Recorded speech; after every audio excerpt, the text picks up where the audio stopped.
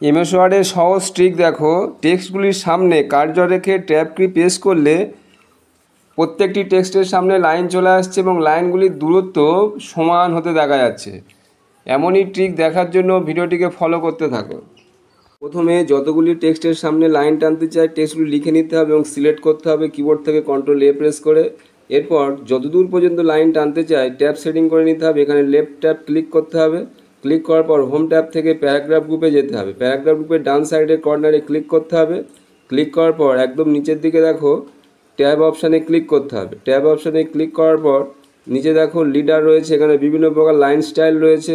যে স্টাইল পছন্দ সেটিকে সিলেক্ট করে নিতে হবে। নেওয়ার পর ওকেতে ক্লিক করতে হবে। ওকেতে ক্লিক করার পর দেখো নেমের পাশে কার্সরটি রেখে ট্যাব কি প্রেস করার সাথে সাথে অটোমেটিক্যালি লাইন সেট হয়ে যাচ্ছে। ভিডিওটি ভালো লাগলে একটা লাইক করবেন আর এমনই গুরুত্বপূর্ণ ভিডিও দেখার জন্য চ্যানেলটিকে সাবস্ক্রাইব করে রাখবেন।